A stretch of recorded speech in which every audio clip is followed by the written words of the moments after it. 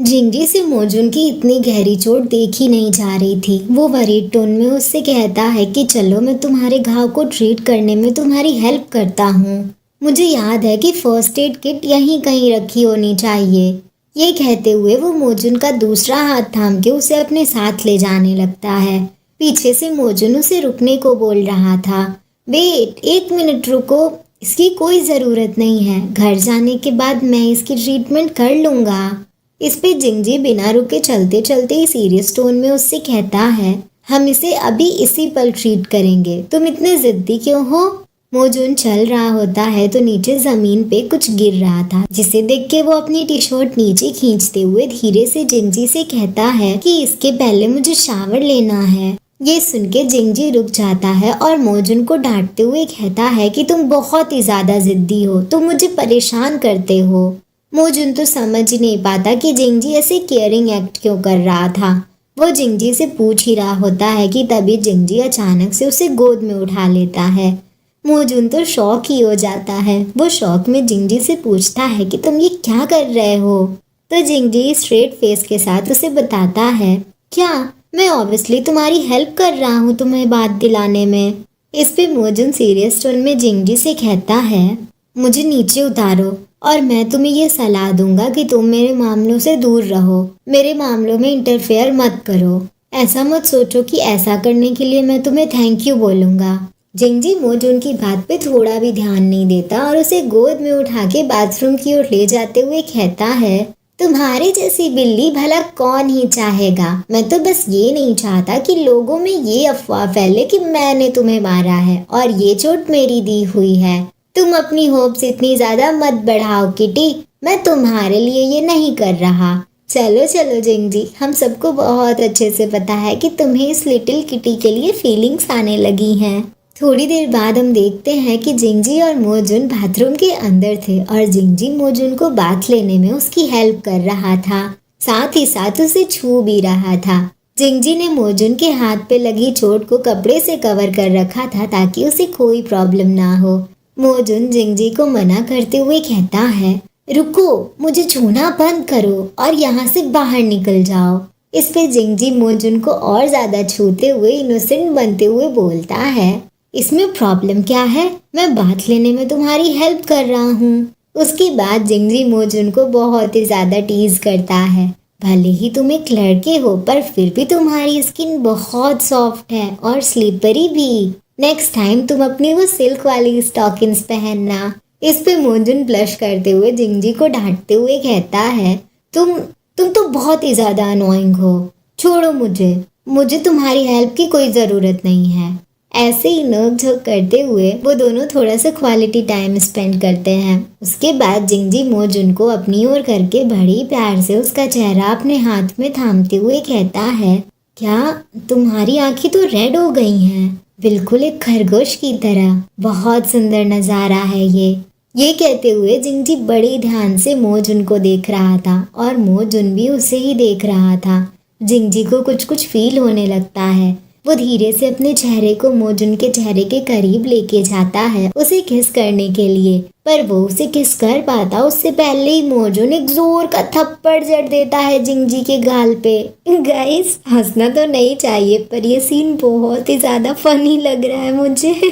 जिंजी को ऐसे मार खाते हुए देख के तो मुझे बहुत ही ज्यादा खुशी हो रही है गाइस। मोजुन से थप्पड़ खाने के बाद तो जिंजी का मूड पूरी तरह से चेंज हो जाता है। ऊपर से उसके चेहरे पे थप्पड़ का निशान भी छप गया था।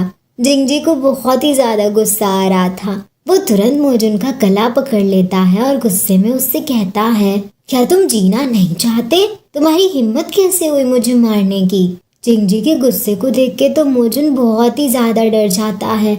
ऊपर से जिंजी उसे धमकियां देने लगता है, मैं तुम्हारी बहुत बुरी हालत करूंगा, मैं तुम्हारे साथ बहुत अच्छे से बिहेव कर रहा हूँ और तुम ऐसे रिएक्ट कर रहे हो।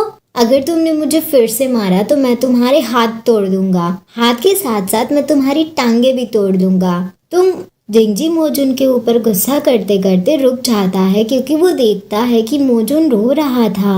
उसकी नजरें नीचे झुकी हुई थी और उसकी आंखों से टप टप आंसू निकलते ही जा रहे थे। साथ ही साथ उसकी पूरी बॉडी भी कांप रही थी। उसे ऐसे रोते हुए देख के जिंजी पूछता है, तुम रो रहे हो? मोजून के आंसुओं को देख के तो जिंजी का दिल ही पिघल जाता है। वो तुरंत मोजून के गले से अपना हाथ हटा देता है और दूसरी ओर मुड़ते हुए कहता है, तुम नहाने के बाद बाहर आ जाना, कपड़े रैक पे रखे हुए हैं, मैं बाहर तुम्हारा इंतजार करूंगा। इतना कह के जिंजी बाथरूम से बाहर चला जाता है। जिंजी को ऐसे बाथरूम से बाहर जाते हुए देख के तो मोजून भी काफी सरप्राइज था कि जिंजी ने ज्यादा कुछ बुरा नहीं किया उसके साथ। डोंट वरी मोजून, जल्द ही ये जिंजी तुम्हारे इशारों पे नाचने लगेगा, बस तुम देखते जाओ। ये जो अभी थोड़ी सी भी बुरी हरकतें कर रहा है ना तुम्हारे साथ, कुछ टाइम बाद वो भी नहीं करेगा और तुम्हें बहुत ही प्यार से ट्रीट करेगा। थोड़ी देर बाद मोजून बाथ लेने के बाद बाथरूम से बाहर आ जाता है। उसने जिंजी के दिए हुए कपड़े पहन रखे थे और वो उन कपड़ों में इतना छोटा लग रहा था कि पूछो ही मत। वो बिल्कुल एक प्यारी सी किटी की तरह लग रहा था। वो बहुत ही ज्यादा क्यूट लग रहा था। मोजून उन कपड़ों को टच करते हुए खुद से कहता है, ये कपड़े इतने छोटे क्यों हैं? क्या इससे टाइट कपड़े नहीं हैं? चलो छोड़ो, अब मुझे घर जाना चाहिए। मोजून अभी ये सारी चीजें सोच ही रहा होता है कि तभी सोफे पे बैठा जिंजी उससे पूछता है, क्या कपड़े ठीक हैं? मोजून तुरंत हाँ बोलता है। ये कहते हुए मोजून दरवाजे की ओर जा रहा था। उसे दरवाजे की ओर जाते हुए देख के जिंजी पूछता है, हे तुम कहाँ जा रहे हो? इधर आओ। मोजून बताता है कि मैं लॉन्ड्री से अपने कपड़े लेने जा रहा हूँ। इस पे जिंजी बोलता है, कैसे कपड़े? इधर आओ, मैं तुम्हारी चोट को क्लीन कर देता हूँ। मोजून सैड सा चेहरा बना के नर्वस टोन में बोलता है, मैंने पहले ही तुमसे कहा था कि तुम्हें ऐसा करने की जरूरत नहीं है। मोजून अभी ये बोल ही रहा होता है कि तभी जिंजी सीरियस टोन में बोलता है, जब मैं तुम्हें आने को बोलूं तो तुम मेरे पास आ जाया करो। मोजून तुरंत ठीक है बोलता है और फिर जाके सोफे पे बैठ जाता है। जिंजी से थोड़ा दूर, नहीं बहुत ज्यादा दूर। उसकी और जिंजी के बीच तो 2 गज का फासला था। मोजून को इतना दूर बैठे हुए देख के जिंजी उससे पूछता है, क्या तुम्हें डर लग रहा है कि मैं तुम्हें खा जाऊंगा? मोजून जवाब देता है कि नहीं, मैं तुमसे नहीं डरता। मोजून ये बोल रहा होता है पर उसने अपनी नजरें नीचे झुका रखी थी। वो जिंजी की ओर देख भी नहीं रहा था। तभी उसे जिंजी के करीब आने का एहसास होता है और वो देखता है कि जिंजी उसका हाथ पकड़ के उसे अपने करीब बिठा रहा था। मोजून तो काफी शॉक हो गया था, पर जिंजी यहाँ आओ बोलते हुए उसे अपने करीब कर ही लेता है। जिंजी मोजून के हाथ की ओर देखते हुए पाउट करते हुए बोलता है, अगर तुम मेरे पास नहीं आओगे तो मैं तुम्हारी हेल्प कैसे कर पाऊंगा? इस पे मोजून कहता है कि मैंने पहले ही तुमसे कहा कि तुम्हें ऐसा करने की कोई जरूरत नहीं है, मुझे मत खींचो।